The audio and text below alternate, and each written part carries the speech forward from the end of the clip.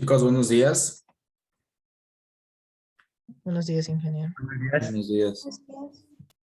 Prendamos las camaritas, por favor. ¿Qué ha pasado que se han retrasado hoy día?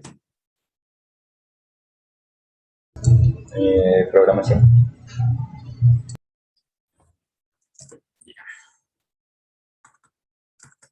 A ver, vamos a hacer un pequeño chequeo de la clase pasada. Nos quedamos en los diodos, ¿no? Sí. A ver. eh, eh, eh, eh, em, Josué Chávez. Sí, dígame, ingeniero. Coméntenos sobre el diodo semiconductor. ¿Qué es el diodo semiconductor? ¿Cómo está construido? ¿Con qué elemento está constituido? Disculpe, yo no tuve chance de ver la anterior clase, pero no sabré decirle la verdad. Bueno, Le comenté, creo que tuve fallos con el internet. Le comenté en WhatsApp, creo. pero las clases están grabadas. Sí, no tuve, la verdad no estuve aquí. Del cisne.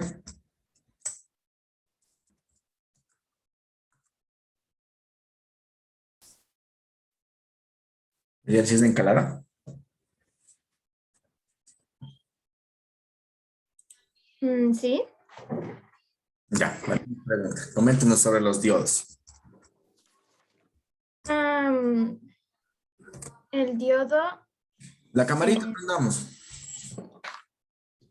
Ay, discúlpeme. Déjeme ver, aquí tengo un problemita.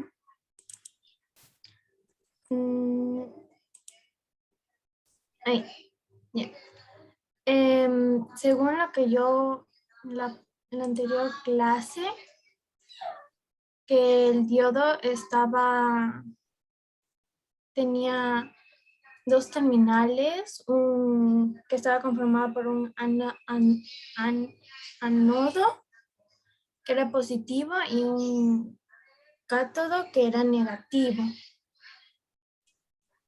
Y que el diodo nos ayuda a, al envío de corriente eléctrica, pero en un solo sentido. El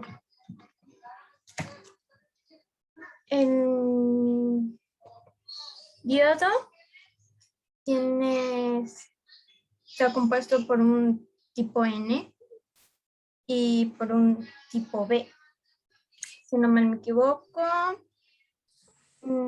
y que presenta características del interruptor, es lo único que me acuerdo. Ya, ¿qué pasaba cuando yo tenía el diodo sin ningún voltaje en los extremos? ¿Qué pasaba con el material N y el material P?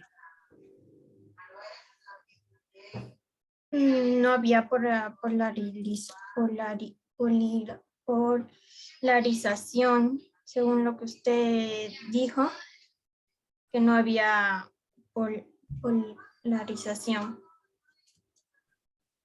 ¿Qué pasaba con la frontera? A ver, usted me dice que el diodo está conformado con material tipo N y material tipo P.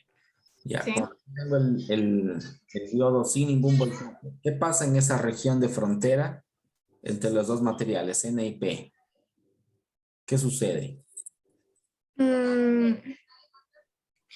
Según lo que había dicho, es que hay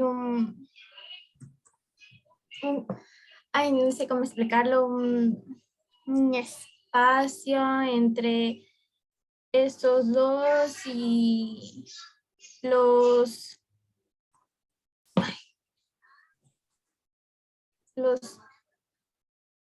se me fue la idea. Era de que ya que están esos, tienen una parte en la que, no me acuerdo cómo se llamaba, la que los electrones del tipo P y los protones, ¿era? Del tipo N. A ver. No, licenciado, no le puedo explicar bien bonito esa parte. Bueno, y verán, yo califico nomás, yo no les digo nada, yo pongo nomás la nota. Para que complicarnos la vida. A ver, Jerick Espinosa. Yo, mi ingeniero. A ver, la misma pregunta. ¿Qué sucede en la frontera del material tipo N, tipo P en un diodo que está sin ningún voltaje?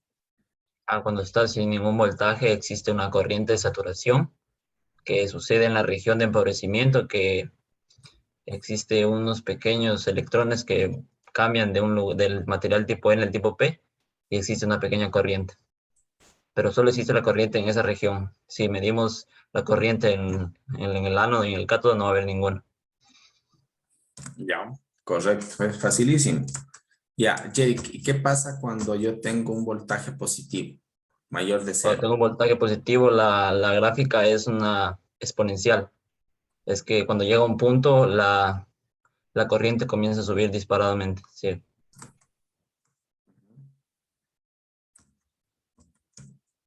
Ya, ¿y eso qué? ¿Cómo está representada esa gráfica? ¿Tengo una ecuación para eso?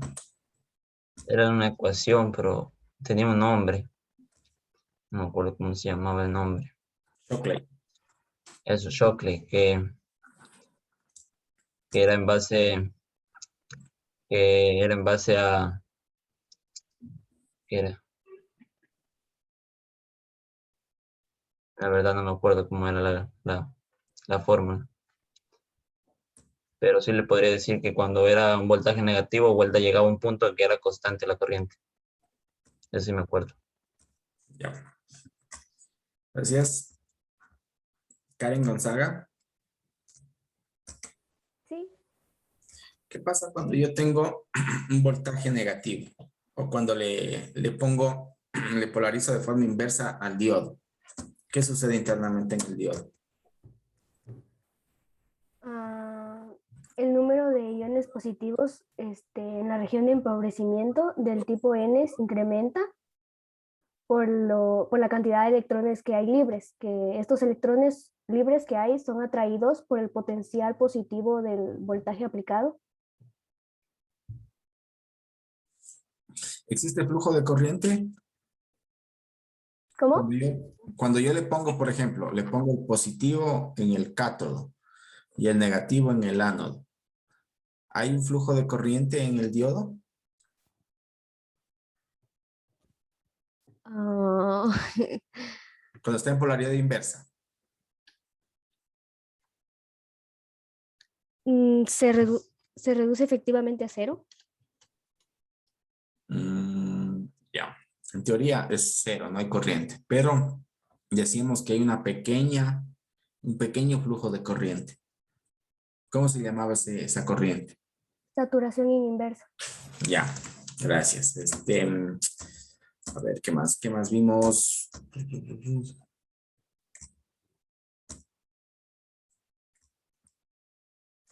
¿Cómo mido el diodo con el multímetro? ¿El diodo? Ujú. ¿Cómo puedo saber que un diodo está bien, si está bueno o está malo con el multímetro?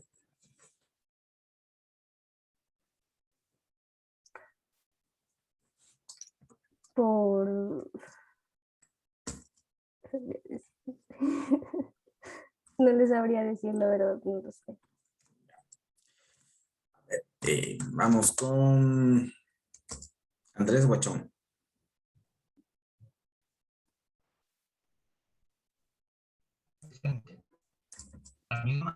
Primera pregunta, ¿cómo compruebo si un diodo está correcto con un multímetro? Primero el multímetro lo colocamos en la parte que tiene de ahí conectamos la parte positiva con el cátodo y la parte negativa con el ánodo y comprobamos en el multímetro nos tiene que dar el valor de OL para comprobar que está correcto el diodo. ¿Ya? ¿Y qué pasa si lo pongo al revés? El positivo en el Eh, ánodo y el negativo en el cátodo. Al revés, vuelta en cambio era para comprobar el voltaje de la región o sea, de la barrera, para comprobar el voltaje del diodo. ¿Y cuánto debería salir ahí ese voltaje? Por ejemplo, en el diodo de silicio, nos debería de dar el valor de 0,67 voltios. Ujú. ¿Y qué pasa si es que ahí en vez de darme ese voltaje me da OL? OL Ujú. es porque está conectado al revés. No, digamos que esté bien conectado. Que yo lo conecté el positivo en el cátodo y el negativo en el ánodo. Pero me sale OL. ¿Qué Era quiere, qué quiere decir eso?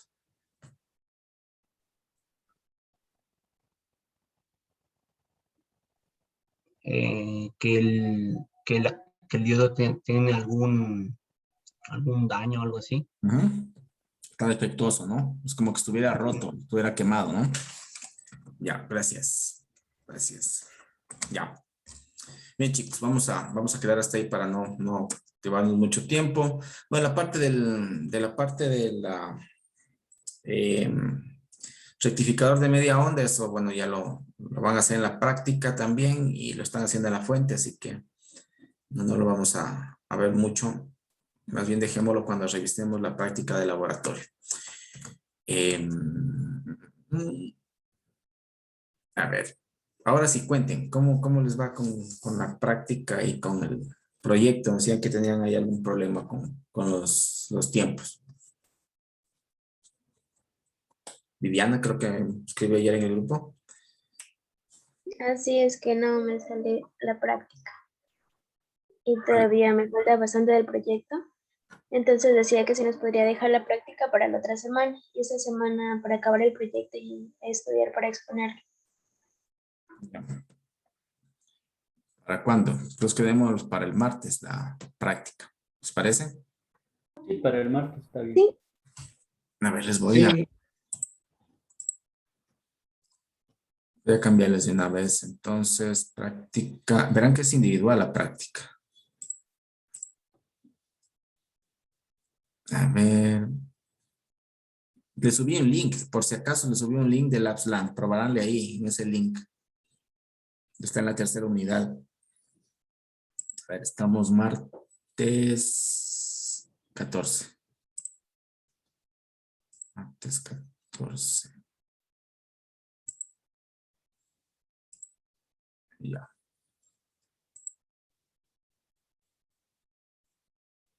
Listo. Estamos.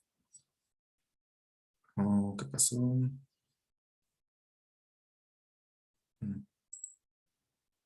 Ingeniero, y si tal vez nos podría dar ejemplos de cómo conectarla, o sea, cómo hacer los circuitos, porque al menos a mí no me salía ninguno. A ver, ¿cuál? ¿Cuándo le salió para ver? Todos, es que estaba intentando con corriente directa y con corriente alterna y me daban valores muy pequeñitos y cambiaban cada rato. A ver, déjeme ver. Déjeme abrir la práctica.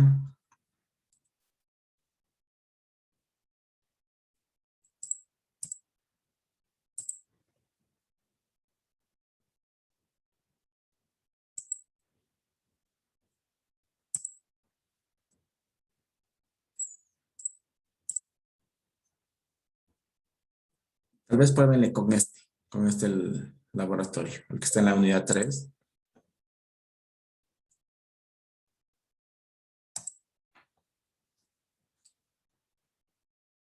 Excelente.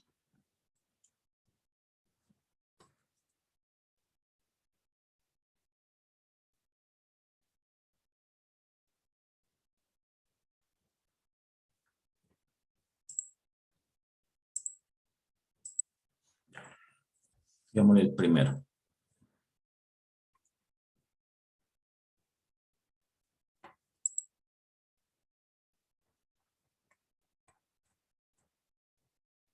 Esta de aquí, Viviana.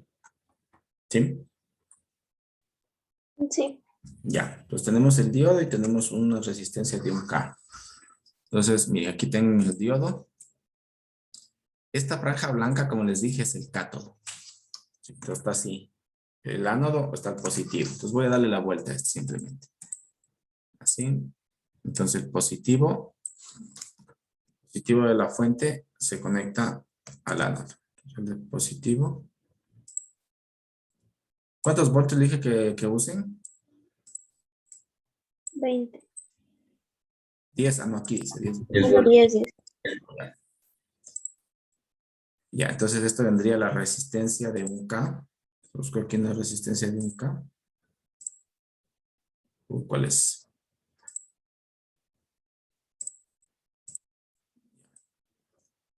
Pongo aquí en serie.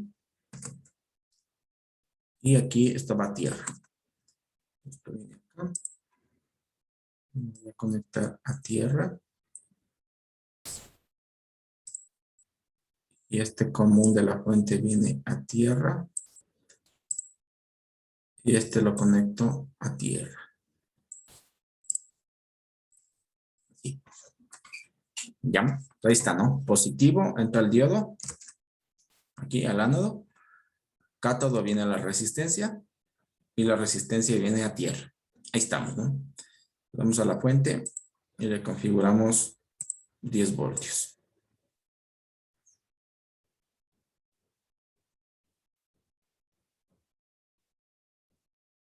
Listo. Ya está. ¿Y qué les piden? Calcular la caída de tensión del diodo. Ya. Entonces tienen que medir la tensión de caída con el multímetro. Vamos con el multímetro. Voy a usar un color azul. Entonces, esta parte de aquí mide la tensión o el voltaje. Entonces, pongo aquí en los extremos del diodo. Y vamos al multímetro y le pongo en corriente directa, porque estoy poniendo corriente directa. Realizar medición. Bien, ese es el voltaje. 687.6 milivoltios.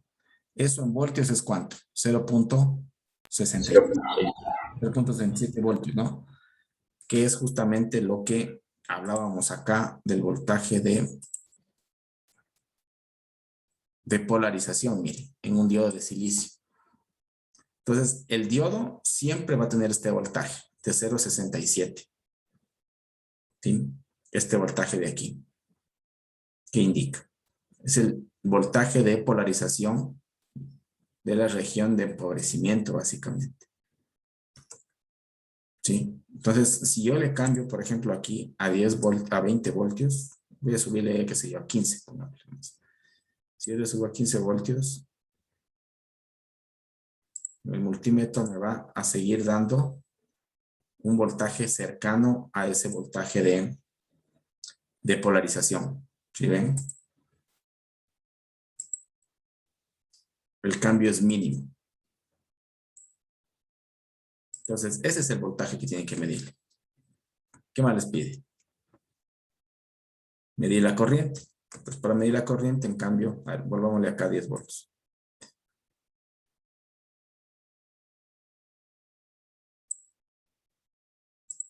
Para medir la corriente, en cambio, tenemos que esto abrir, ¿no es cierto? Esto le vamos a abrir aquí. Y vamos a ponerle, en cambio, en serie. ¿Sí? Y esto viene, en cambio, acá para medir corriente. Multímetro y medimos corriente DC. Y ahí tenemos la corriente. Y eso tiene que llenar en la tablita. Aquí. Esa es de corriente directa o diodo en directo. Y luego tienen que, en cambio, invertirlo. Dice, cambia el sentido del diodo. O sea, aquí tienen que ahora en cambio invertir esto. Así. Y de igual manera medir el voltaje en el diodo y medir la corriente. Igualmente. Y eso ponerlo en la tablita. ¿Sí? Luego les piden en cambio cambiar. Otra vez pongámosle en directo, pero ahora en cambio vamos a cambiar de fuente. Y pone en cambio una fuente en alterna. Entonces usamos el generador de funciones.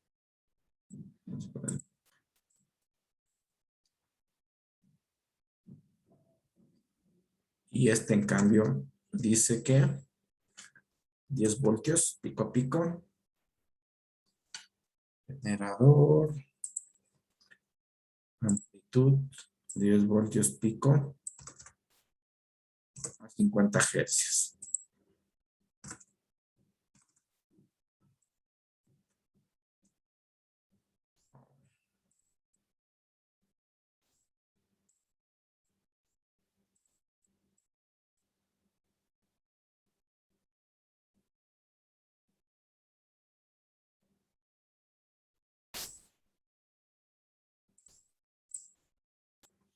¿Ya? Y les pide en cambio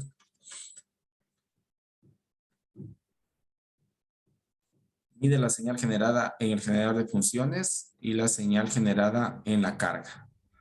Entonces, vamos a usar aquí en cambio el osciloscopio. En el canal 1 me dice que mida. Me falta conectar aquí la fuente. El positivo viene aquí. Ya, entonces, por una parte voy a medir la carga, perdón, la fuente. En el canal 1 voy a medir la fuente. El generador de funciones, aquí. Y en el otro canal, en cambio, me dice que mida la carga. Entonces, mido acá, en cambio, en el positivo de la resistencia. Primero midamos solo la fuente para que vean. Vamos a bajarle aquí.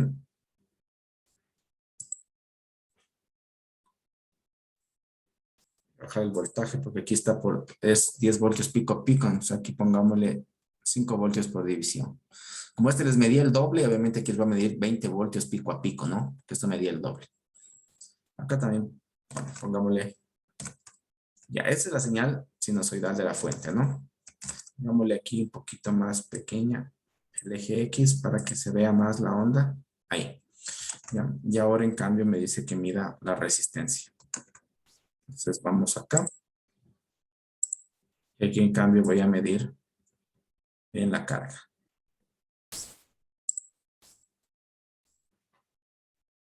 Vamos al generador. Vamos al osciloscopio y mido. Miren, aquí está en cambio ya rectificada, media onda. Pues aquí también le bajo. Este es el eje, este es el canal 1, este es el canal 2. Entonces también le puedo bajar aquí la ganancia. Miren, está rectificando en media onda. Voy a dejarle igual 5,5. Si le dejo ahí igual, miren. Claro, ahí no se nota muy bien, ¿no? De pronto, para que se note mejor, podría desplazarle hacia arriba. Miren. Con esto de aquí lo muevo para que se vea, ¿no? Esta es la señal que entra. Hagámosle más abajito. La señal que entra y esta es la señal que rectifica el diodo. Rectificación de media onda. ¿Ahí estamos viviendo? Sí, ya entendí. Ya. Con todo háganlo y mañana si tienen alguna duda igual me pueden consultar en esta semana. Ya. Vamos. Bien, entonces. ¿Alguien más? ¿Alguna otra duda? Yo, ingeniero, sí puedo explicar más o menos cómo hacer con el diodo Zener. A mí no me salía cada vez que quería medir, eso me salía un error. ¿Usó el link? ¿Qué link usó? El de Lapsland, de la primera unidad. Ya, cámbielo a este de aquí, el que está aquí. seguramente lo guardó. Creo que sí puede cargarle igual. Ese que está aquí, LabsLAN virtual. El que está en la unidad 3, debajo de la práctica 6. Con ese pruebe. Y me avisa mañana si es que le sale algún error. Ya. Ya, Ya la pruebo, listo. listo. Bien, chicos, entonces vamos a continuar con esta parte de los semiconductores. Este es de otra materia. Y bueno, ya hemos visto los semiconductores, hemos hablado del diodo, que es uno de los dispositivos utilizados, ¿no es cierto? Con dos materiales semiconductores extrínsecos, el tipo N y el tipo P, ¿no? El diodo no es nada más que la unión del tipo N y el tipo P, y me da la funcionalidad de conducir la corriente en un solo sentido, ¿sí? Y obviamente sus aplicaciones, ¿no? Dentro de la parte de rectificación, sobre todo rectificación de media onda, rectificación de onda completa y los diodos Zener en cuanto a la regulación de voltaje. Bien, entonces ahora vamos a ver otro elemento, también lo vamos a ver de forma general, porque en realidad esto es súper extenso, que es el tema del transistor. Existe una infinidad de modelos de transistores, una infinidad de aplicaciones de los transistores y, bueno, podríamos estar toda una asignatura entera analizando el tema de los transistores. Pero, pues, obviamente, por el tiempo lo vamos a tratar de forma general. Lo que me interesa es que vean cómo está construido, cómo pueden ser configurados y qué aplicaciones tiene. Bien, entonces, este de aquí es el famoso primer transistor que fue elaborado en los laboratorios Bell, que les comentaba, en los años 54 más o menos, que fue realizado con germanio y unas placas de oro. Estas placas, este es el germanio, unas placas de oro y bueno, aquí un pequeño clip. Y bueno, y con esto de aquí se dio pues prácticamente el inicio a lo que fue ya la electrónica del estado sólido. ¿Sí? Entonces, ¿cómo está construido? Está construido por materiales semiconductores. En este caso, por 3 capas. Entonces, tengo de 2 tipos de forma general. Tengo los tipos NPN, que son los que están construidos, ¿no es cierto?, con material tipo P en los extremos y en el centro el tipo N. Y en cambio el NPN, que son N en los extremos y en el medio tipo P. Entonces tenemos el PNP y el NPN. Son 2 tipos de transistores. Ahora, cada uno de estos elementos tiene un nombre, ¿sí? Tenemos el emisor en el extremo, el colector en el extremo y la base en el centro, ¿sí? Tanto para el PNP como el NPN. Tenemos emisor, base, colector. Esas son las 3 partes. Ahora, si ustedes pueden ver aquí, hay una gran diferencia. Primero, en el tamaño. Si ustedes ven aquí el tamaño del material tipo N con respecto al que está en el centro, igual acá, ¿no? Es más pequeño. Ustedes ven aquí todo este tamaño es de 0.150 pulgadas y el centro es de 0.001. Entonces hay una relación ahí de cerca de, si mal no recuerdo,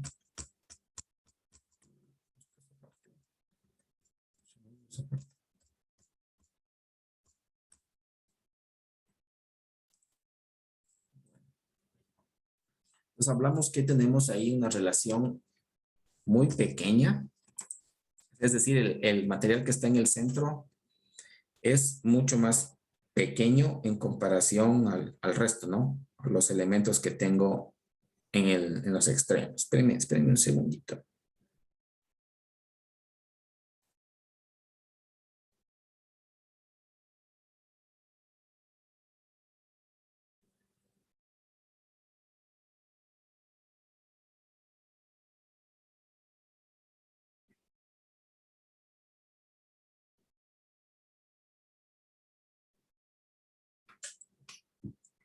En un momento.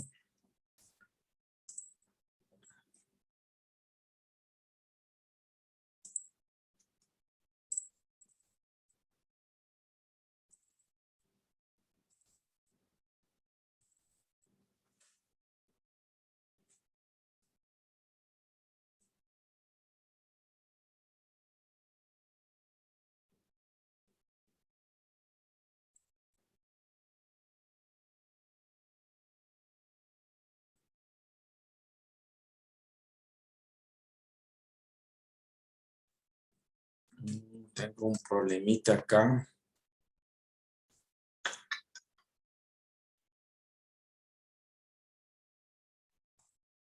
Con esta diapositiva. Espérenme un momentito, ya.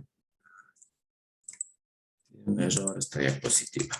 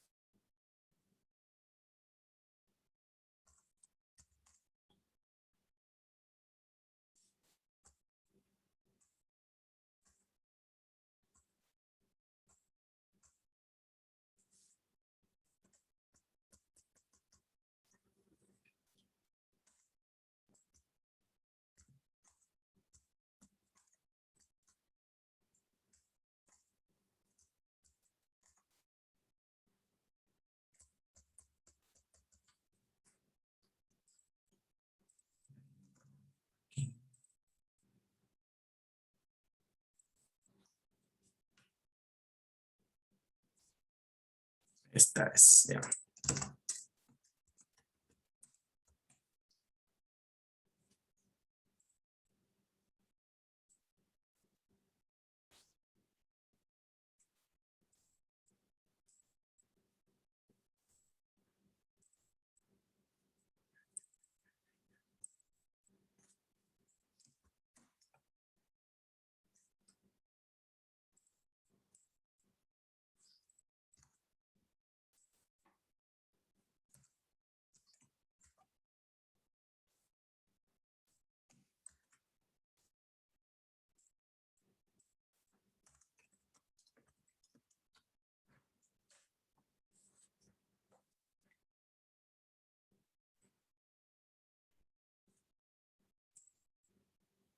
Listo.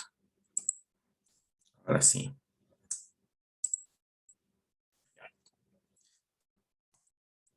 Con un error por acá. A ver, entonces, miren, esto les comentaba la disposición de los dos tipos de transistores.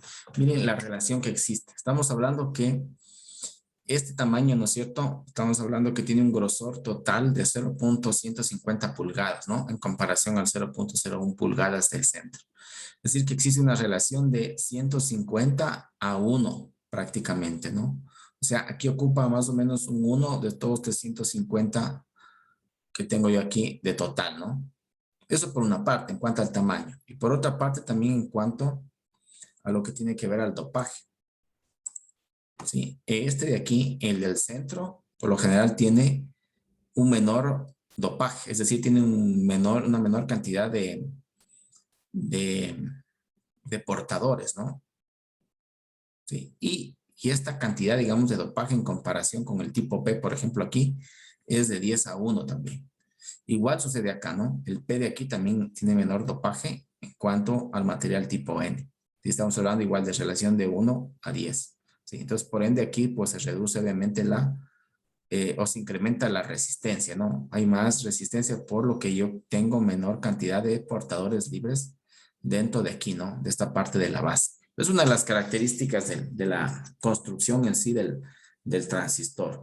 Entonces, antes de visualizar el funcionamiento en sí del transistor, quisiera mostrarles por acá un pequeño videito para que ustedes visualicen la construcción del transistor.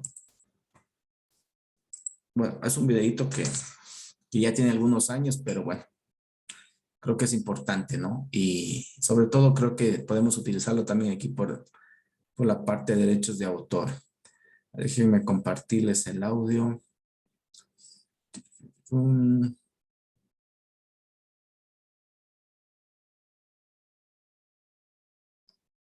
Opciones.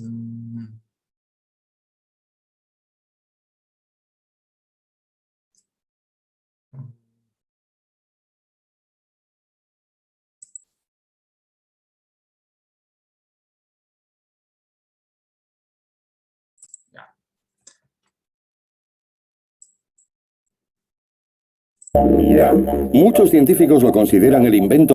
¿Sí se escucha? Sí. Sí. Muchos científicos lo consideran el invento más importante de la historia. No, no es la rueda. Es el transistor, el alma de la era electrónica. Hay miles de millones en el mundo, en aparatos tan diversos como ordenadores, coches, marcapasos y cafeteras. Pero los transistores modernos son diferentes a los antiguos. Un aparato improvisado con un pequeño clip.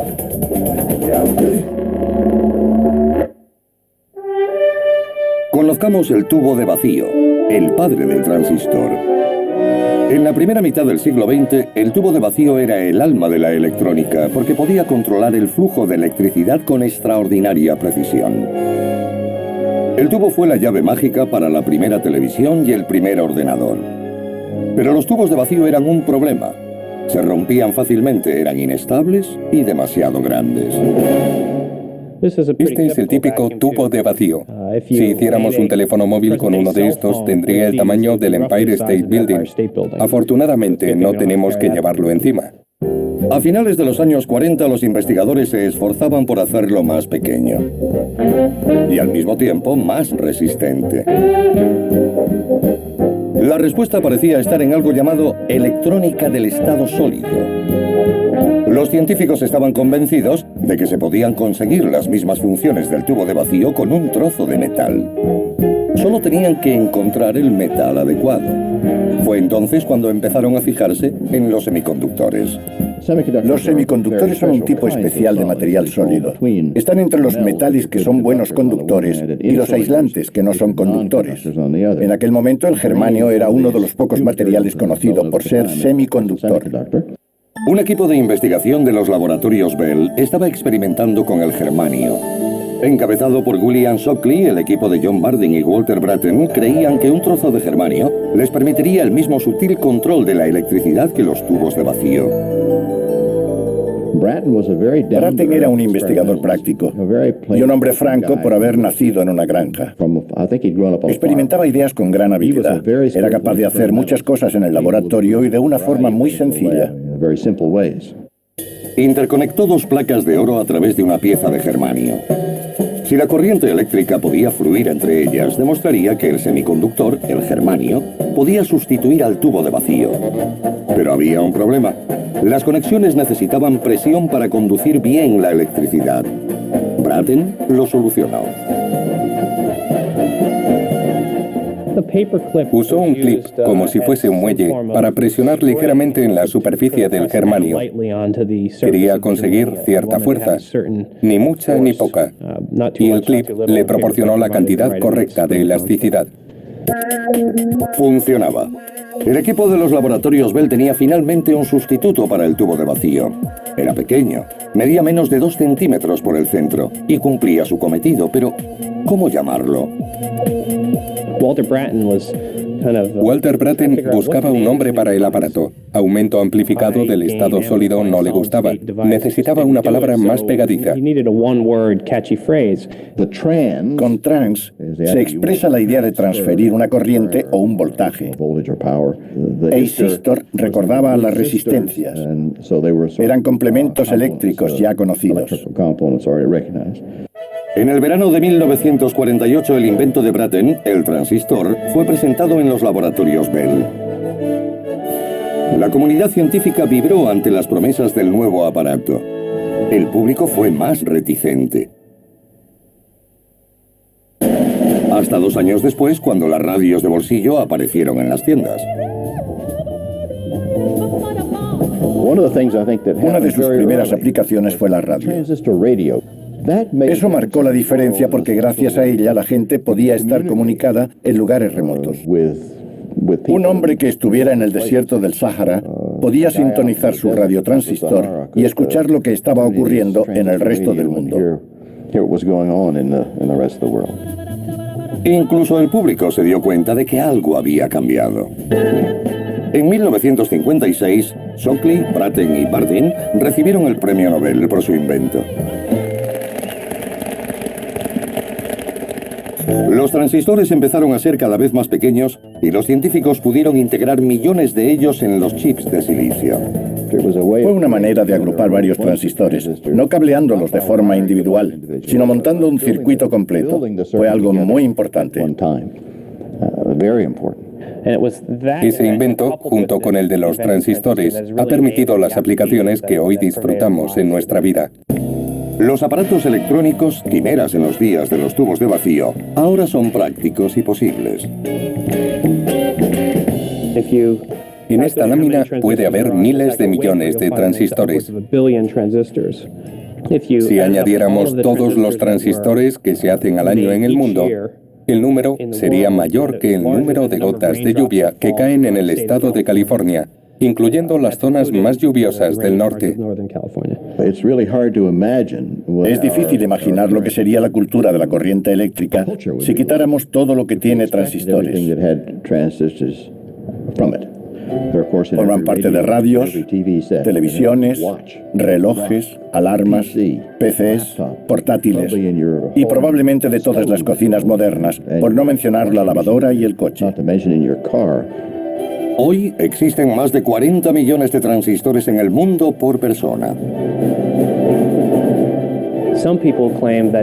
Algunos afirman que es el mayor invento de la historia de la humanidad, por el impacto que ha tenido en tanta gente. Y todos tienen sus raíces en un pequeño trozo de germanio, un par de interconexiones de oro y un clip. El primer transistor está expuesto en el vestíbulo de los laboratorios Bell de Murray Hill, Nueva Jersey.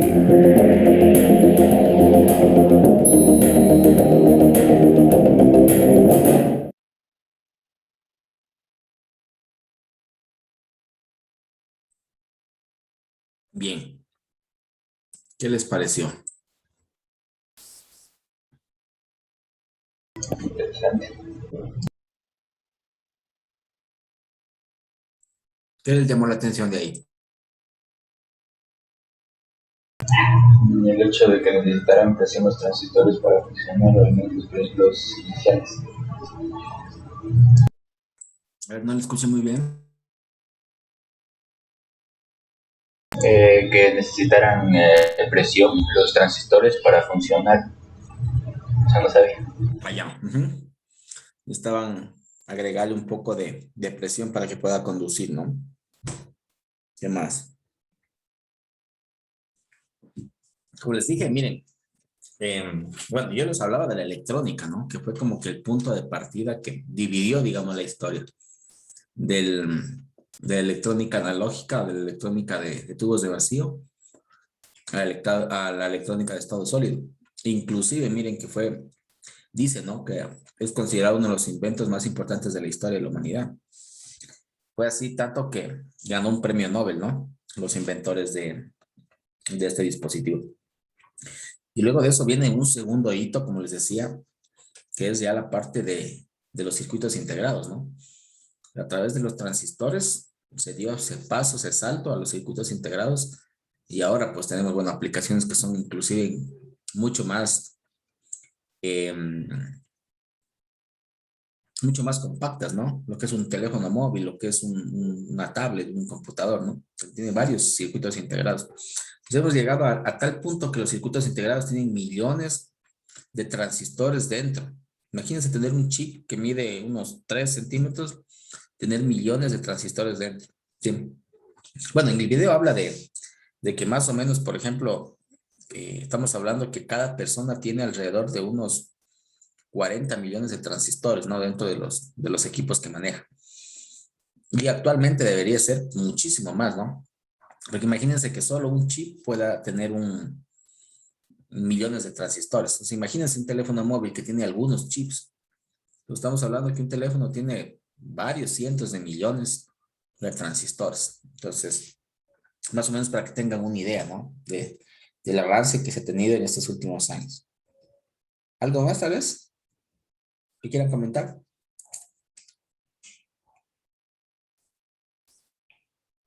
Ingeniero, ¿y cómo se plasma el transistor? O sea, ¿cómo entra un transistor en un chip o así? No entiendo, güey.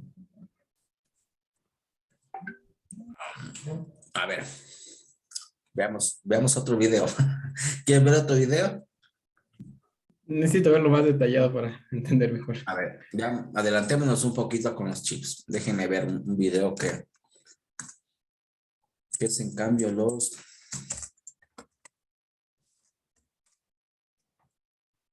circuitos integrados.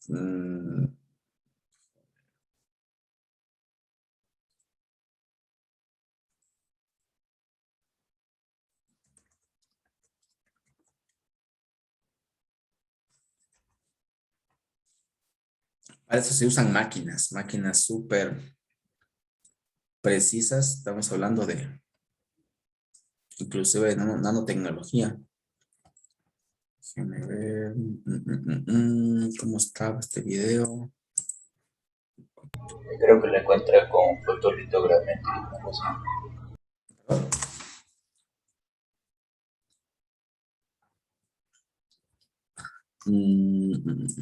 Creo que era procesadores.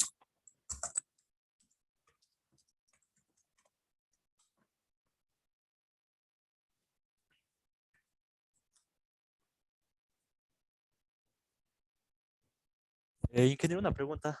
¿Qué beneficios hay que un circuito integrado tenga más transistores? O sea, ¿qué beneficios hay? Mientras más transistores tenga un circuito integrado, yo puedo compactar más un equipo. Puedo hacerlo mucho más pequeño. Mucho de menos uso energético. Miren que están viendo la pantalla, ¿no? Sí. Ya, por ejemplo, miren los primeros celulares. Miren el primer celular, bueno, que esto fue en realidad, miren, así fue el primer celular, de ese tamaño. Entonces, una de las cosas más importantes es la compactación. Miren, y este solo hacía llamadas telefónicas nomás. No tenía más aplicaciones. Y miren cómo los tamaños se han ido reduciendo. ¿Sí? Entonces, justamente es eso, es la compactación. Yo puedo hacer equipos mucho más pequeños.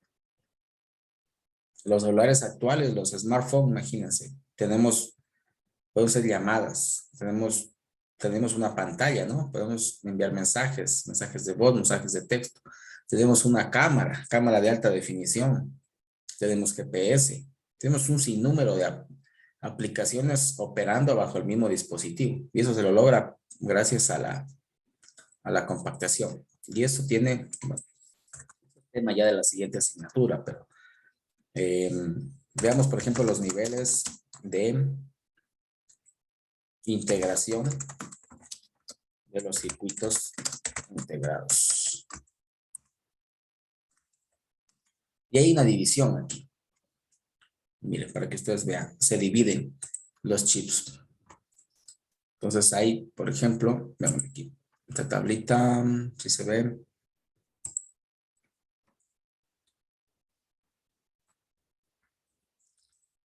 Se me abrió otra cosa.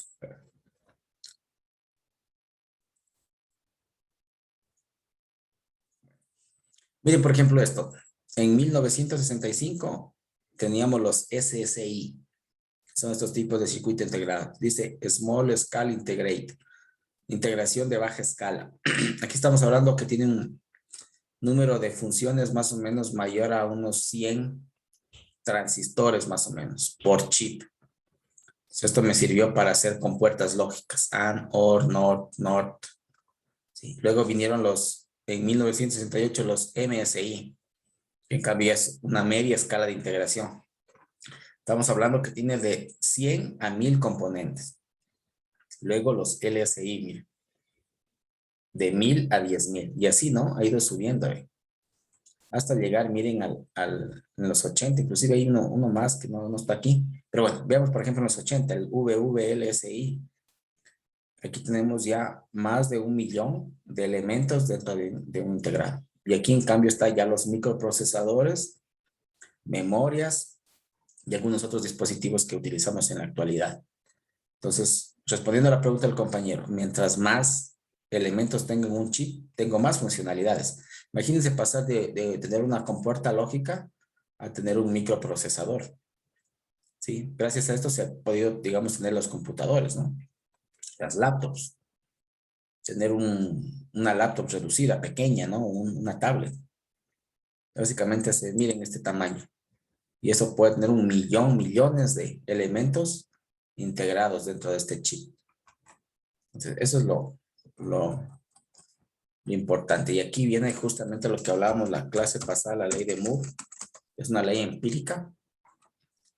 Básicamente lo que nos dice, o lo que decía Moore, es que cada año se iba a duplicar el tamaño de, digamos, del número de transistores dentro de un circuito integrado. Bien, cómo ha ido pasando los años y se ha ido cumpliendo, ¿no? Cada vez se tiene mayor número de transistores. Mira aquí, por ejemplo, en cuestión de procesadores. Desde el 4004, el 8008. Aquí vienen los famosos Pentium. Pentium 1, Pentium Pro, Pentium 2, Pentium 3.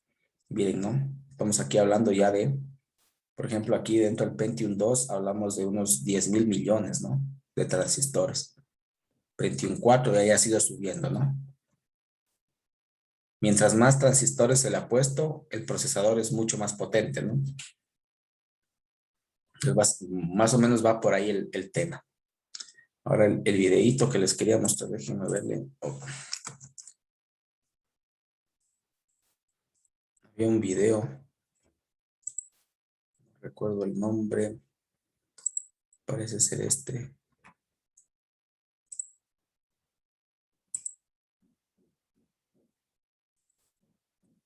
No quiero que me salte el...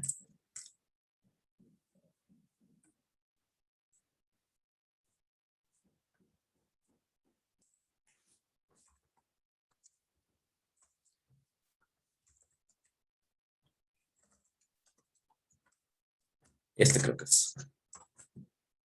Este es. Vémoslo rapidísimo.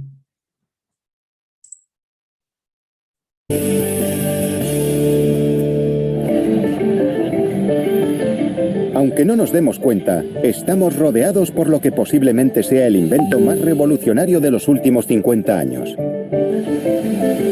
Está en los aparatos de televisión y sonido, en relojes, coches, teléfonos, semáforos y en casi todos los electrodomésticos de su cocina. De hecho, la mayoría de aparatos eléctricos de hoy en día usan uno. El aparatito en cuestión es, por supuesto, el chip de silicio. Hacer estas extraordinarias mentes electrónicas en miniatura es uno de los trabajos más complejos que nunca se han hecho. Así que, ¿cómo lo hacen? Texas, Estados Unidos. Aquí hay cosas grandes. Vacas grandes, botas grandes, sombreros grandes, bigotes grandes. Pero Texas también es el lugar de nacimiento de un milagro en miniatura, el chip de silicio. Y aquí en Sherman, 30 kilómetros al norte de Dallas, se encuentran las instalaciones de la fábrica MEMC. Aquí, en esta fábrica de aspecto extraño y futurista, se producen las láminas de silicio, que son la base de todos los microchips modernos. El silicio tiene propiedades especiales porque es lo que llamamos un semiconductor. Eso significa que, dependiendo de cómo sea tratado, el silicio puede conducir o bloquear la corriente eléctrica. Es esta propiedad lo que lo hace perfecto como soporte para los millones de diminutos transistores necesarios para hacer un microprocesador moderno. El problema es que como esos transistores son tan pequeños, la base de silicio sobre la que descansan tiene que ser totalmente perfecta. Llevó décadas perfeccionar el proceso de producción del silicio con una estructura monocristalina perfecta. Se empieza con silicio policristalino o polisilicio, que se calienta a 1420 grados Celsius dentro de un horno especial sellado. Este horno ha sido purgado con gas argón para eliminar el aire. El lago de silicio fundido que obtenemos se hace girar en un crisol. Entonces se introduce un cristal de silicio para que actúe como semilla. Este cristal tiene las dimensiones y la forma de un lápiz y gira en la dirección contraria. Mientras el silicio policristalino fundido se va enfriando, el cristal que actúa como semilla se va separando a razón de 1,5 milímetros por minuto.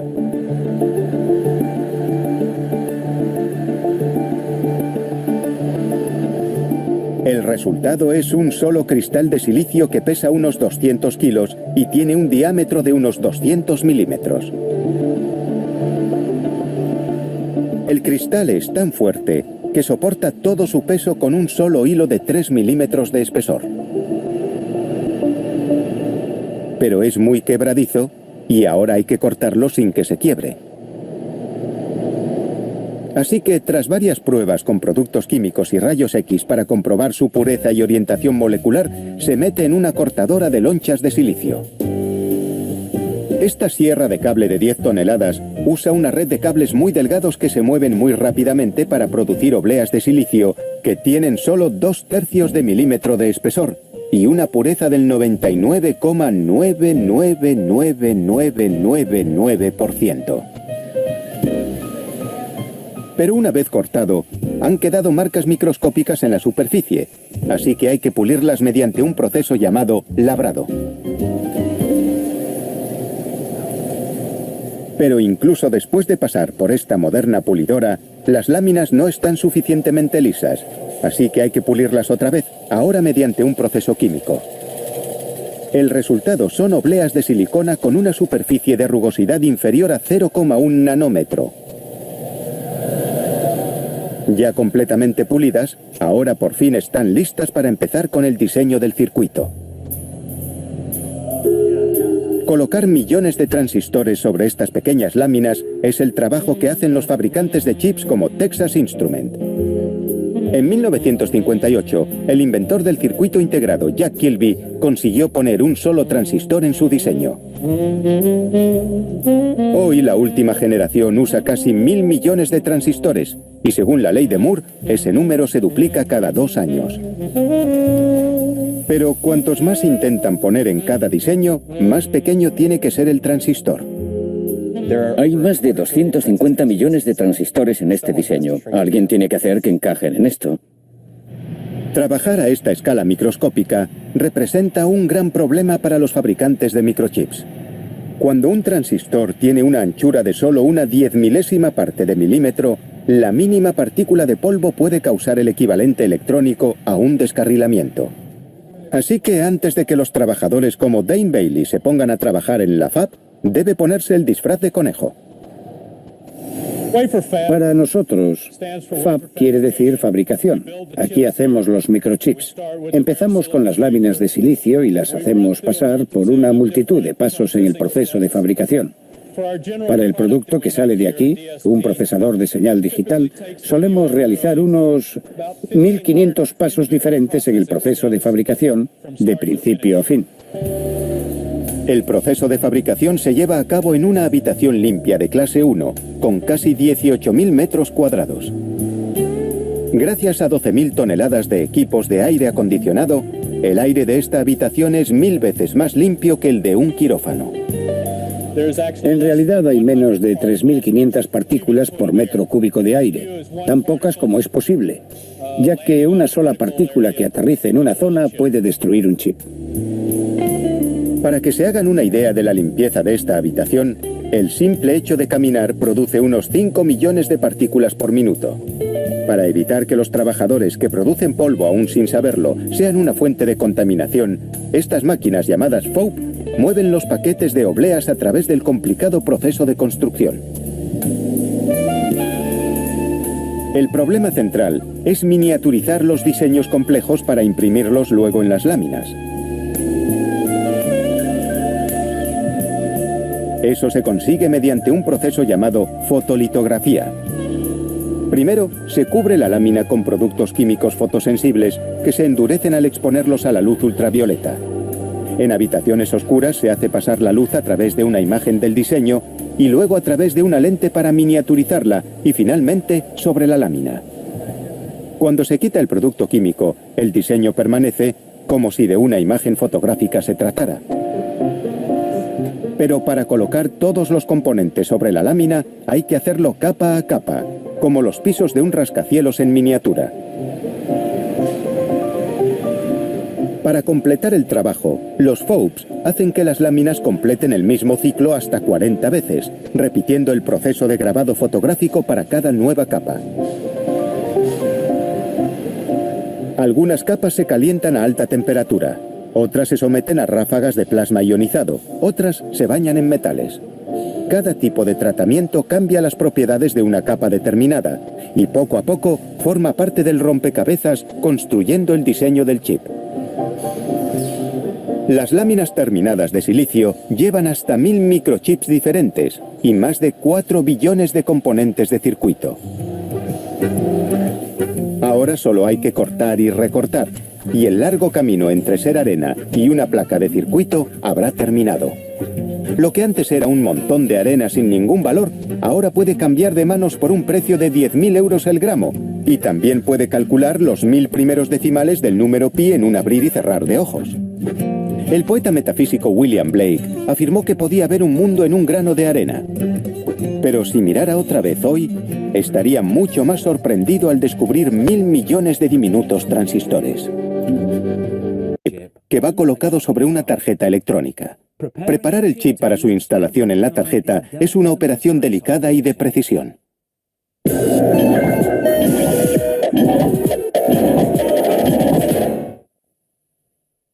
Los científicos crearon el primer ordenador en 1903.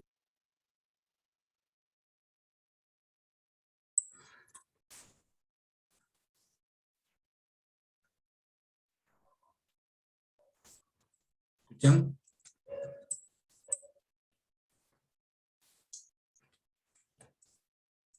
Hola, hola.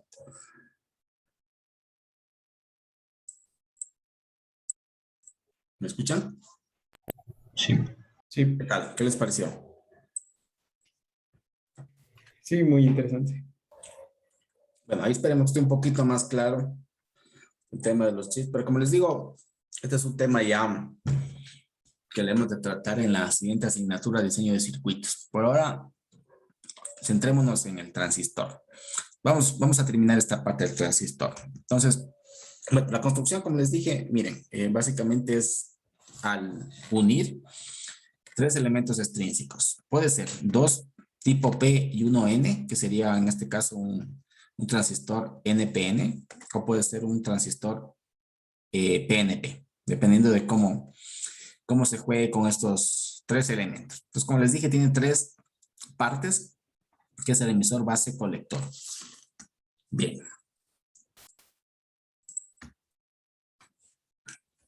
Bien. Ahora, si yo lo analizo en esta primera fase, miren, si yo solamente conecto entre el emisor y la base una fuente de voltaje, esta primera parte se comportaría como el diodo. ¿Recuerdan el diodo? Que tenía el cátodo, el ánodo y el cátodo, ¿no? Un material tipo N y un material tipo P y un material tipo N. O sea, acá habría una conducción de conductores, ¿sí?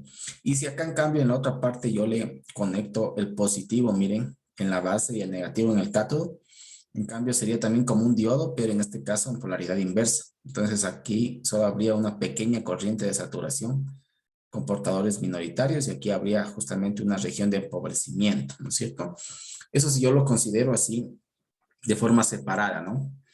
Pero ¿qué pasa si yo conecto, miren, 2 fuentes de voltaje? Tanto un voltaje entre emisor base y un voltaje entre base colector. Entonces, esto lo que hace es que se forme ya una corriente, ¿sí? Es decir, miren que aquí se va a producir una pequeña corriente en la base. Mejor dicho, esta corriente que se genera desde el emisor, miren, se va a dividir aquí por la base y otra parte se va a ir acá por el colector. Y entonces la corriente del emisor, en este caso, en esta configuración, sería igual a la corriente del colector más la corriente de la base.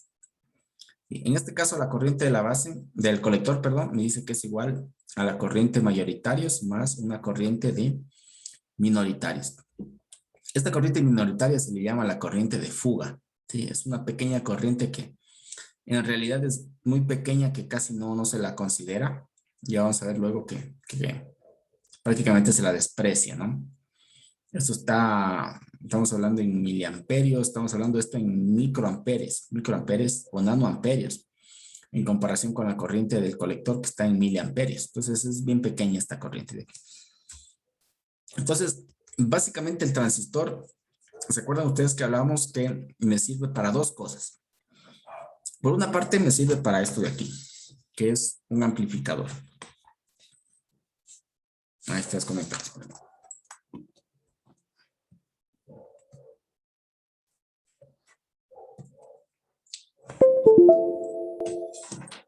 Ya.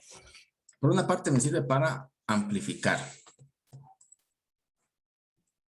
Es decir, yo tengo aquí una señal pequeña de entrada, ¿no es cierto? Y acá yo tengo una señal grande de salida. Entonces, me puede amplificar voltaje o también hay otros que me amplifican corriente. ¿Sí? Entonces, depende de la configuración que yo le haga. Entonces, una de las aplicaciones es de amplificación. Y otra es de switch. ¿Se acuerdan que yo les decía que yo puedo tener un switch, ¿no es cierto?, que me abra o me cierra un circuito. Pero los switches son mecánicos. Ahora la idea era cómo yo puedo tener un switch pero controlado a nivel de corriente, de electricidad. Entonces, ustedes ven que el transistor, o bueno, digamos, un elemento amplificador o de switch existía ya antes de este transistor, ¿no? Y era un tipo tubo de vacío, ¿no? Pero con el transistor se le dio las mismas funcionalidades, pero a través de semiconductores, dando paso a la electrónica de estado sólido, básicamente. ¿Sí? Entonces, para que ustedes le entiendan más o menos esto del transistor, vamos a hacer una analogía. Veámosle más acá adelante, ¿qué más tenemos primero? Ya, entonces miren, hay diferentes tipos de configuraciones. Hay la configuración que tiene que ver con esto de común. ¿Qué es esto de común? Común es que es común tanto para la base como para el colector. O perdón, digamos, perdón. Común quiere decir que es un punto en referencia entre dos elementos del transistor. Por ejemplo, miren aquí, esta es una configuración base común. Entonces, miren, la base en este caso es común para el emisor y el colector. Miren, aquí justamente tengo un punto de referencia que es la Tierra. Entonces sería, en este caso, base común. Pero puedo tener también, miren por acá, el emisor común.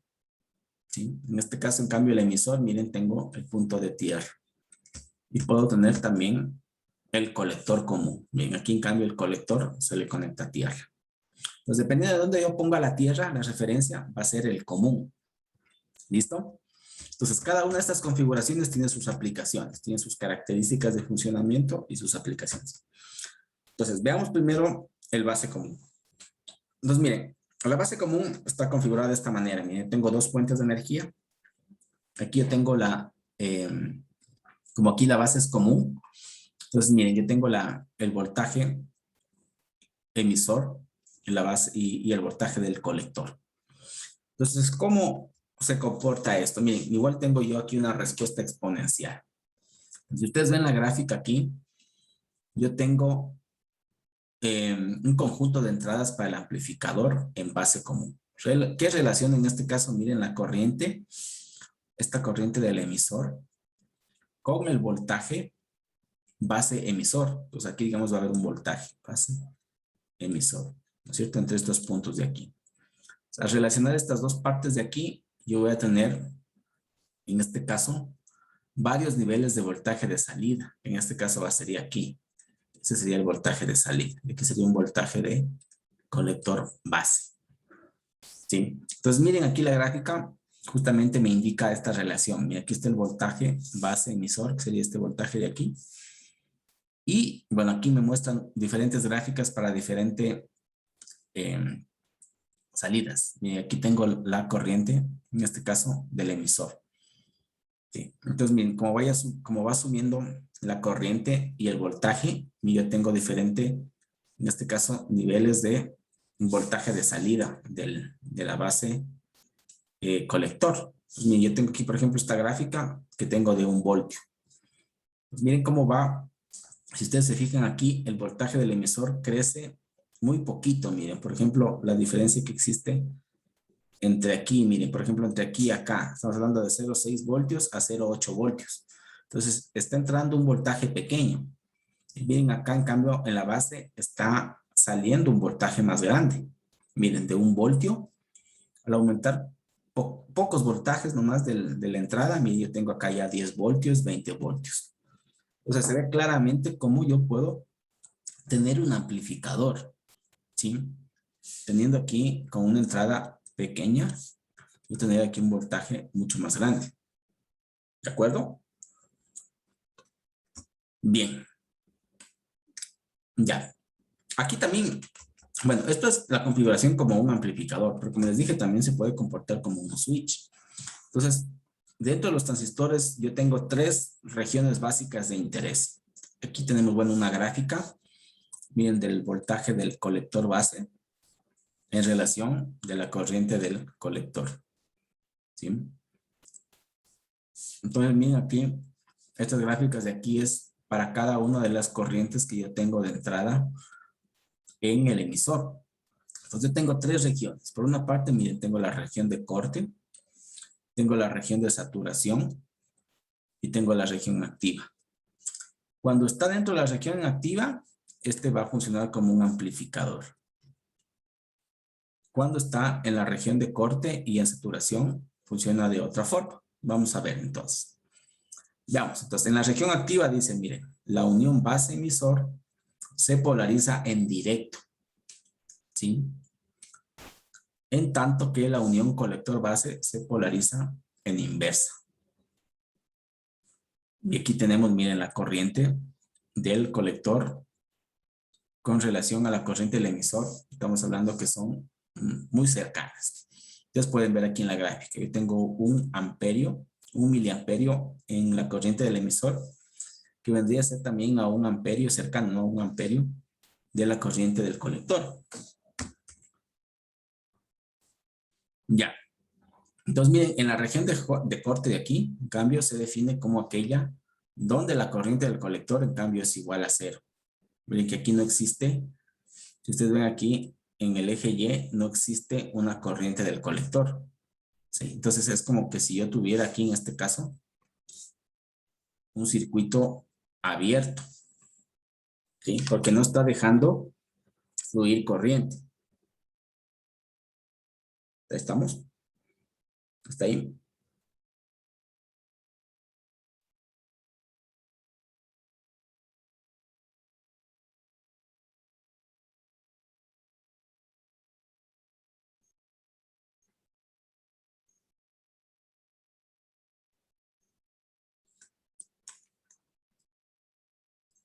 ¿Sí? Y acá miren, en cambio, en la región de saturación, me dice que se define como aquella región de las características de la izquierda del voltaje colector base, que es igual a 0. O sea, es decir, son voltajes negativos. Entonces, miren que aquí dice que se incrementa exponencialmente la corriente del colector al incrementar el voltaje del colector base hacia 0. ¿Sí? La región de saturación, la unión base emisor y colector base se polarizan en directo. Entonces, ¿qué quiere decir esto? Miren, en este funcionamiento del transistor, en cambio, dice que la corriente se incrementa, ¿no? Exponencialmente. Entonces, quiere decir que en esta región está dejando, o sea, está conduciendo corriente, ¿sí? Entonces, aquí es como que yo tuviera básicamente un circuito cerrado. Acá era un circuito abierto, ¿no? Y acá un circuito cerrado. Entonces, miren, aquí el transistor puede operar, digamos, como un switch, ¿no es cierto? Abierto y cerrado. Y en la parte, en cambio, de región activa, puede funcionar como un amplificador. ¿Listo?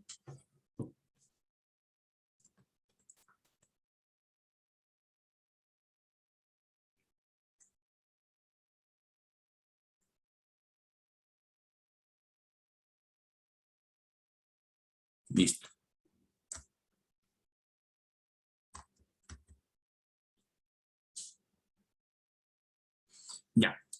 Pues miren, me dice aquí que el efecto de las variaciones producidas, en este caso por el voltaje colector base y la pendiente de las características de entrada, se omitirá cuando se analicen redes con transistores para obtener una respuesta real sin que nos involucremos demasiado con variaciones de parámetros de menor importancia.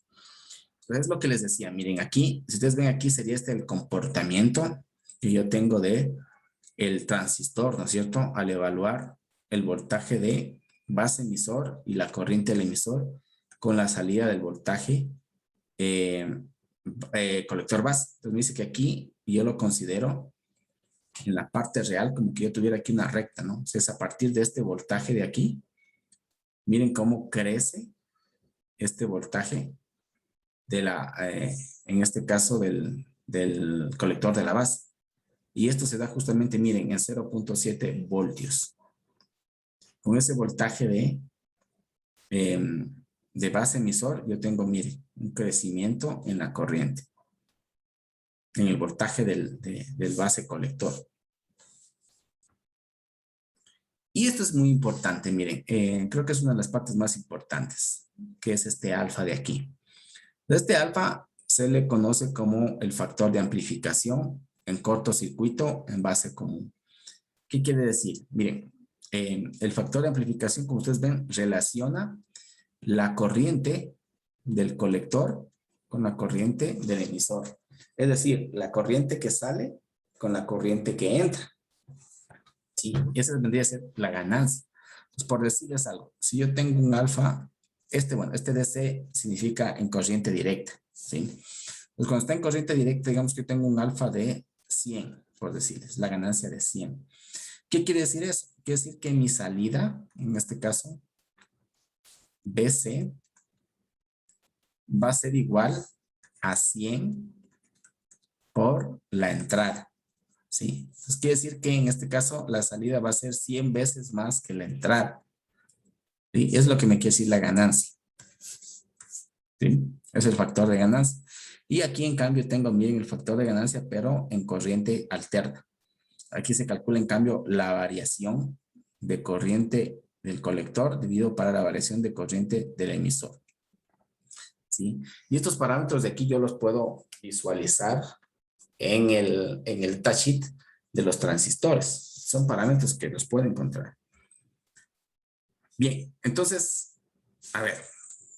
Bueno, más o menos ese es el funcionamiento en base común. Entonces, la pregunta sería, ¿para qué utilizo esta base común? Bueno, tenemos dos características aquí.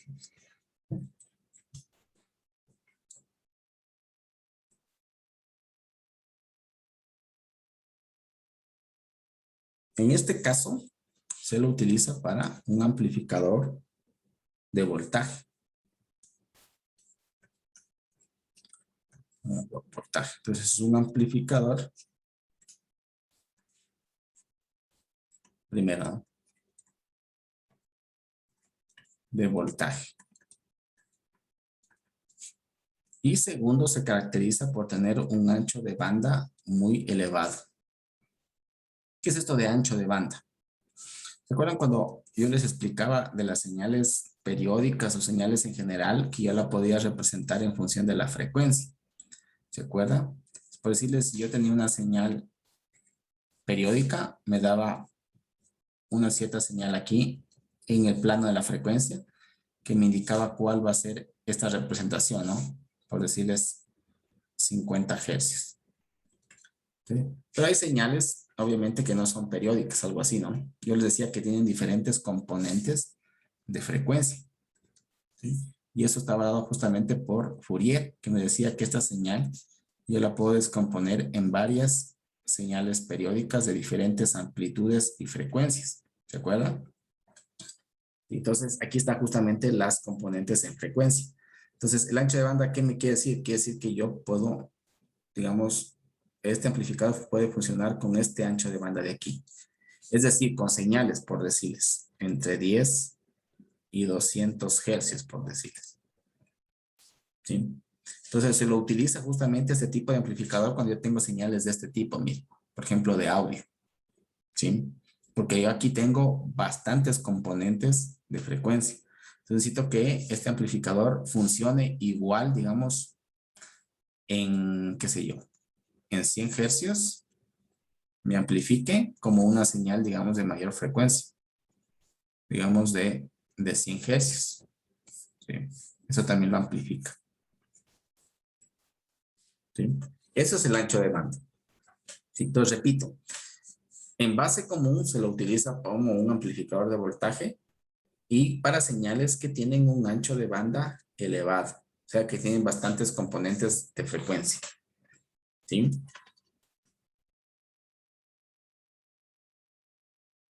Ya. Ahora vamos con el emisor común. Miren, como ven aquí, el emisor está conectado en este caso a la Tierra. Entonces va a ser el común. En este caso, miren qué sucede. Aquí funciona como un amplificador en cambio de corriente. Si ustedes ven aquí, bueno, en el caso del NPN, les voy a poner una analogía aquí. Voy a ponerles la analogía de... Espérenme un segundo.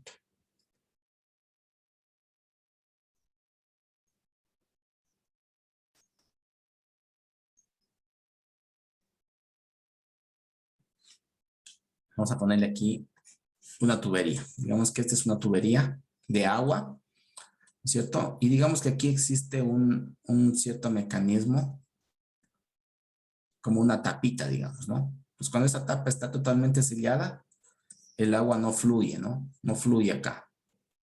Pero si yo voy levantando esta tapita, ¿cierto? Así. Yo la voy levantando, la corriente comienza a fluir. ¿Sí? Y cuando lo abro totalmente, lo abro todo, fluye todo el agua. ¿Sí? Entonces depende de cómo yo vaya controlando esta puertita, esta puerta de aquí, va a dejar fluir el agua.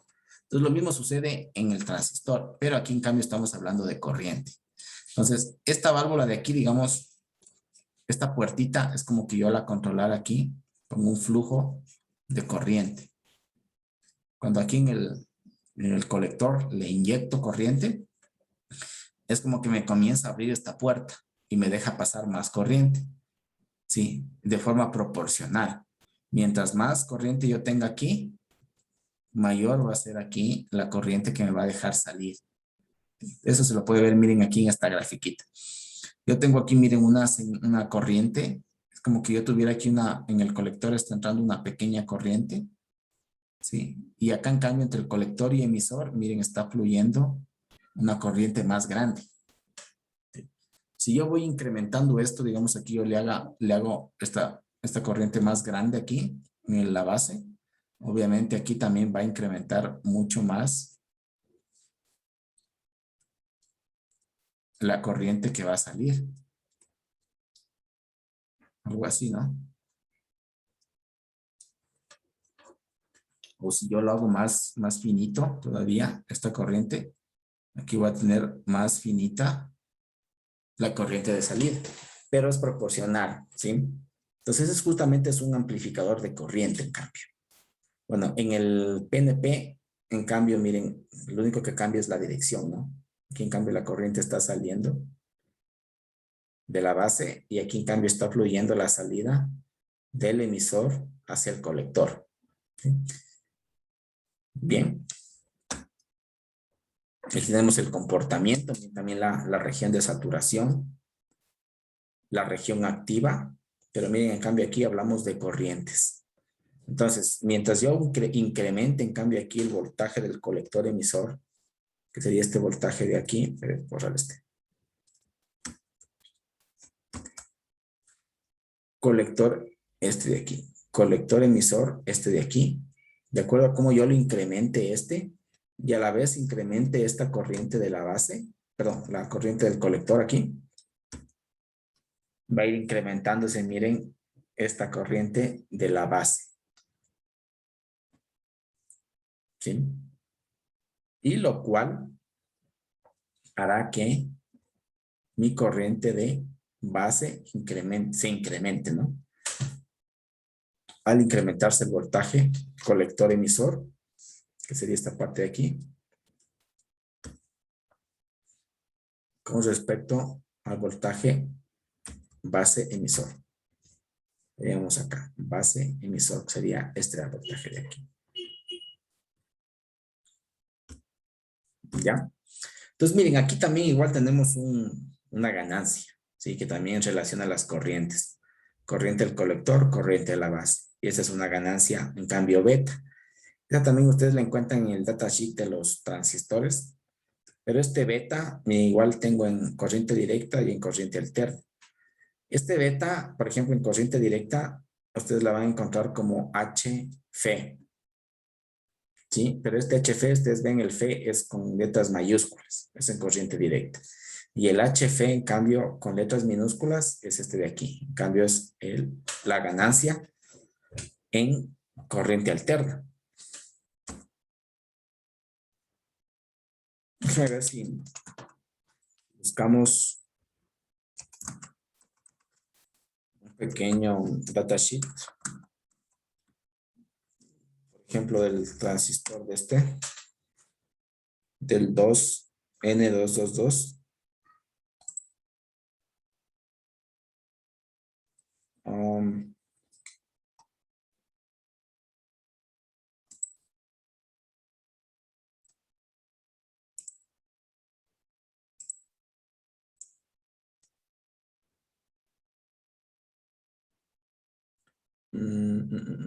Vamos el primero para ver.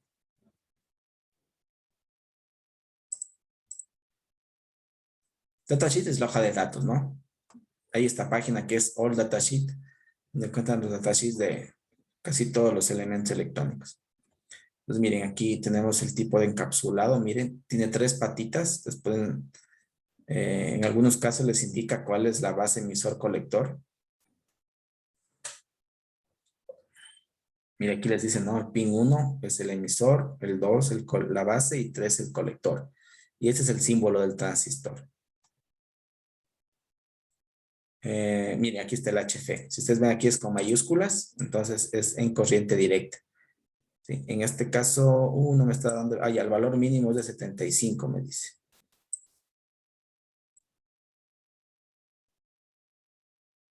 ¿Dónde está el otro HF? Aquí está, miren, también un HF en corriente directa. Bueno, en este caso de acá, dependiendo de las características de corriente y de voltaje que tenga acá el colector, miren, máximo 300 es la ganancia. 300. Es decir, que 300 veces más corriente, digamos, tiene, ¿no? Con respecto a la entrada. Es la ganancia que me va a proporcionar.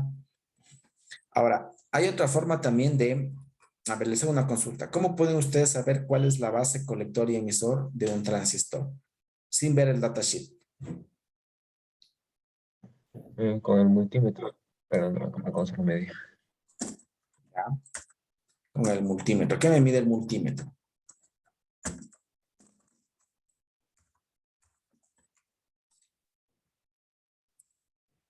Ahora.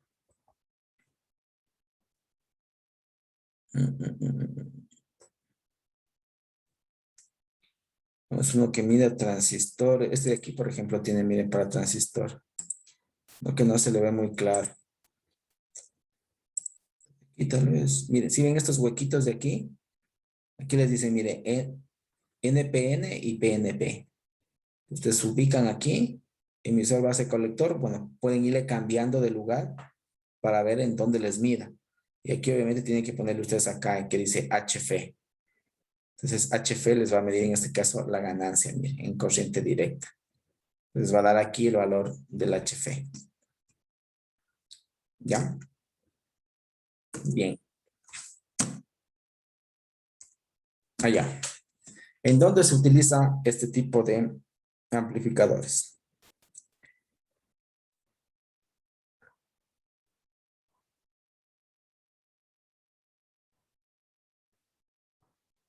Este, como les dije, es un amplificador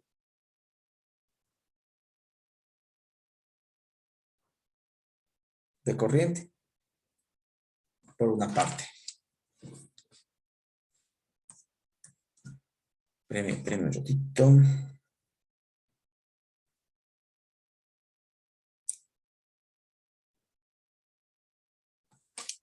Pues aquí tengo una corriente en cambio de entrada, ¿no?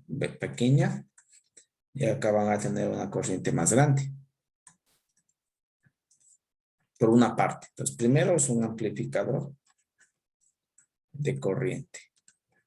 Y por otra parte tiene otra característica, que es que cambia la fase. Un cambio de fase. Por ejemplo, si entra una señal así, de corriente, acá la va a amplificar, pero por decirles con otra fase. ¿Sí? Cambiada la fase. Entonces, en base común, ¿qué era? Amplificador de voltaje con un alto ancho de banda. En emisor común, en cambio, es un amplificador de corriente, en cambio, con cambio de fase. ¿Sí? Y finalmente vamos a ver acá el colector común. ¿Sí? Pues miren, aquí en cambio el colector tiene conectado la tierra. Y aquí ya tengo los diferentes voltajes. Entonces acá... bueno. ¿Qué me dice?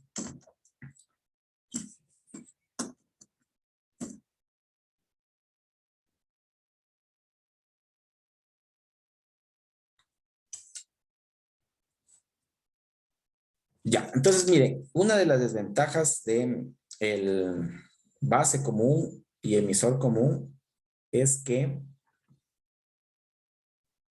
no puedo yo igualar impedancias. ¿Se acuerdan ustedes cuando hablábamos de las impedancias? ¿Se acuerdan de en Labs LAN, cuando hablábamos del generador de funciones? Tenía una impedancia de, me parece que era 50 ohmios, y acá era de 1 mega ohmio el osciloscopio. ¿Se acuerdan que yo les decía que para tener la máxima transferencia de potencia, tenía que yo tener la resistencia interna aquí igual a la resistencia de la carga? Tienen que ser iguales. ¿Sí? Es decir, las impedancias tienen que estar acopladas. O sea, la impedancia 1 tiene que ser igual a la impedancia 2. ¿Sí? Entonces, este tipo de amplificador, miren, lo que me dice es que me permite a mí, digamos, hacer un cambio de impedancias. Entonces, si yo tengo aquí en la entrada, digamos, puedo tener una alta impedancia de entrada.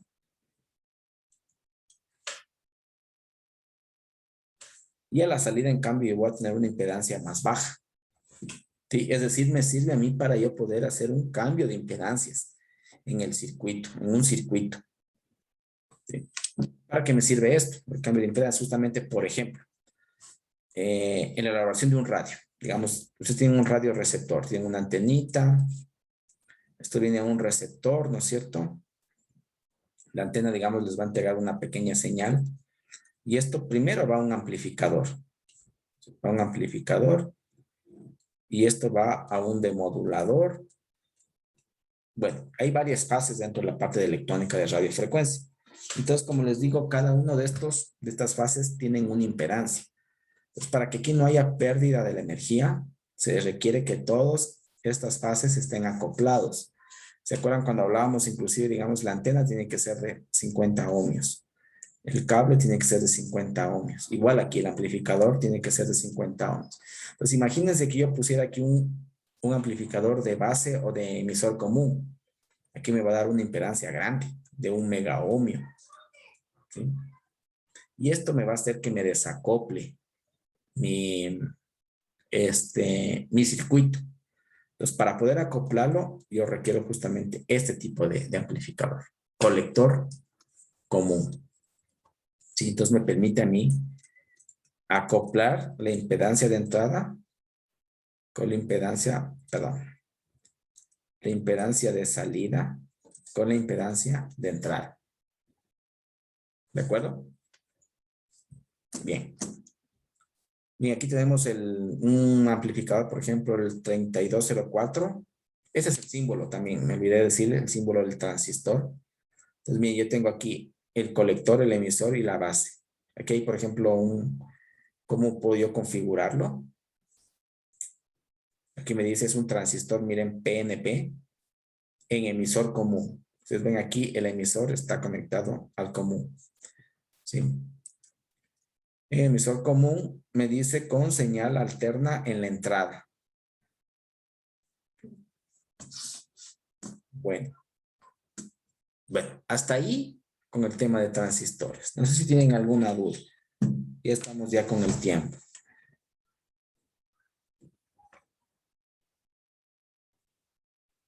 Bueno, como les digo, esta parte es un poquito extensa. No lo vamos nos vamos a meter a mucha profundidad porque nos llevaría mucho tiempo, como les digo, analizar cada una de las configuraciones. Base común, emisor común, colector común. Entonces, mi idea es más bien verlo de forma general. Primero, cómo está conformado, cómo está compuesto por los materiales semiconductores. ¿Cómo puedo yo polarizarlos? ¿Cómo puedo operarlos dependiendo de su configuración, base, emisor o colector común? ¿Y cuáles son las características que me brinda cada una de estas configuraciones? ¿Sí? Entonces vamos a quedar hasta ahí, chicos. Nos faltaría revisar un poquito sobre algunos elementos adicionales analógicos que tenemos dentro de la parte electrónica. Y si tenemos tiempo, también me gustaría revisar un poquito la parte de filtros que nos faltó. Me salté esa parte justamente porque me interesaba que vean primero lo de semiconductores por el tema de la fuente de poder. Entonces aquí vamos a chequear el día de mañana, si Dios quiere, un poquito el tema de circuitos RC, LC y ver cómo se comportan, ¿no? En corriente alterna. Entonces, cómo yo puedo hacer, por ejemplo, un filtro pasa bajos, un filtro pasa altos, con un circuito básico RC o LC. Entonces lo estaríamos chequeando en las siguientes clases. Avancen por favor con el proyecto. La idea es que el proyecto lo entreguen a primeras horas del día jueves. Y voy a comenzar a chequear entonces por grupos. Entonces igual como lo hicimos en el avance. Me voy a reunir por sesiones y ahí ustedes me van exponiendo lo que han hecho y vamos calificando ahí sus proyectos, ¿sí? Entonces prepárense porque tienen que defenderlo. Entonces obviamente seguro que no avanzamos el día jueves con todos los grupos porque somos bastantes grupos. Entonces acabaríamos el día viernes, si es que nos queda pendiente algún grupo. Y para la siguiente semana, entonces quedaría pendiente la práctica de laboratorio y el examen ya, el examen final. Y con eso ya acabaríamos la asignatura. Eso, chicos. Ya no volvemos a tener clase con usted. La siguiente semana se acaba. ¿Hasta ahí se acaba? La siguiente semana ya se acaba el ciclo. Déjeme ver el cronograma. Al menos es lo que yo tenía conocimiento, déjeme ver. ¿No les han dicho nada a los demás compañeros? Sí, para el 17 dijeron que se acababa. Que sería el viernes de la próxima semana. Por eso, la próxima semana. Viernes 17 es la próxima semana. Ya se acaba ya la asignatura. De ahí vienen los supletorios. O sea, también esta semana y la próxima. Tiene una pregunta sobre lo que decían que el próximo ciclo ya es presencial. ¿Es seguro o no se sabe aún nada? Bueno, existe un proyecto para un plan de retorno para las prácticas de laboratorio, pero oficialmente aún no nos han notificado, o sea, no existe todavía una disposición. Entonces eso aún no es oficial. Se está trabajando en eso, hay la posibilidad, pero aún no se sabe. Gracias. Sí, verán, según aquí el cronograma del propio sistema, sí, es del... Sí, entonces miren, por ejemplo, así está la planificación. Esta semana terminamos, como les digo, con las prácticas, perdón, con el proyecto, con las clases. La próxima semana revisamos de pronto si falta algún contenido. Las prácticas la práctica laboratoria que quedó pendiente para el martes y la evaluación.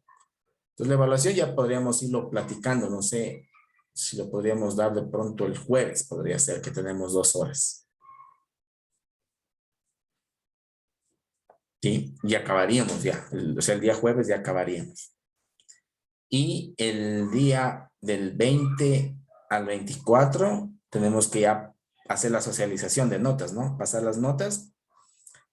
Y de ahí ya vienen los supletorios, en cambio. Vienen los supletorios justamente en esa semana mismo. ¿Sí? En esta semana mismo. Se pasan notas ya finales el 27 de julio. Se pasarían ya las notas ya de los supletorios. Así es, chicos. Listo. Nos quedamos ahí. Nos vemos el día de mañana. Ingeniero, disculpe. Sí. ¿Me puede ayudar tal vez con las asistencias? Que como entramos tarde, yo solo pude marcar como falta injustificada. Chuta. A ver. A mí también, ingeniero. ¿Nombres? Cartuche Thaís, Viviana Calvo. Guaya Cristian también. Por lo que entramos tarde no puedo meter. Viviana Calva. ¿Y quién más? Y Guaya.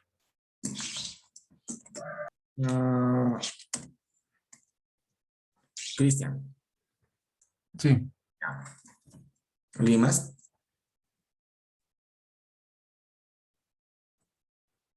Ya.